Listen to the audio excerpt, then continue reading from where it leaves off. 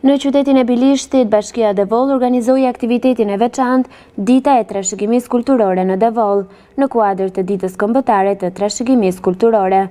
Pedonalja e qytetit u mbush me ekspozita të pasura ku shfaqen veshje popullore tradicionale, punime artizanale dhe gatime të zonës së Devolit, duke sjellë para publikut pasuritë materiale dhe shpirtërore të krahinës.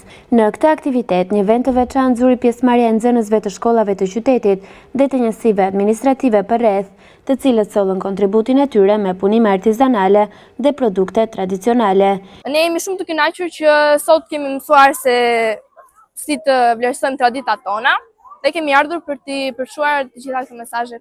Ne nxënësit e shkollës Shaban Pajo Sul kemi ardhur këtu për të përfshruar gatime tradicionale të zonës së Devolit. Disa nga ato janë lakrori me dy pejtë, pejtulla, tëran, rosnica, bombone, japrake me gjethe rushi.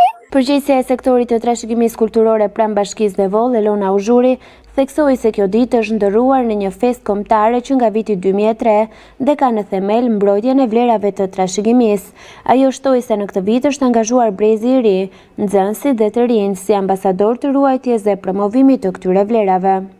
Trashëgimia kulturore janë të gjitha vlerat e Devolit, i cili është i pasur edhe ka një identitet kombëtar në lidhje me folklorin, etnografinë, veshje tradicionale, vallet. Ndërkohë, koreografi Nikola Ceka nënvizoi pasurinë e madhe folklorike të Devolit, ku një vend të veçantë e zë Vallja Devoliçe, e cila konsiderohet si thesar, emblem dhe kurore çdo devoliu. Devoli është një pasuri vërtet e veçantë.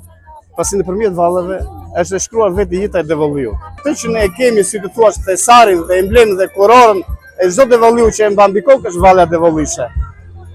Patjetër që ne jemi krenarë për këtë folklor të pasur që kemi dhe siç e shikoni, ne bëjmë një punë të shkëlqyer për ta trashëguar në breza.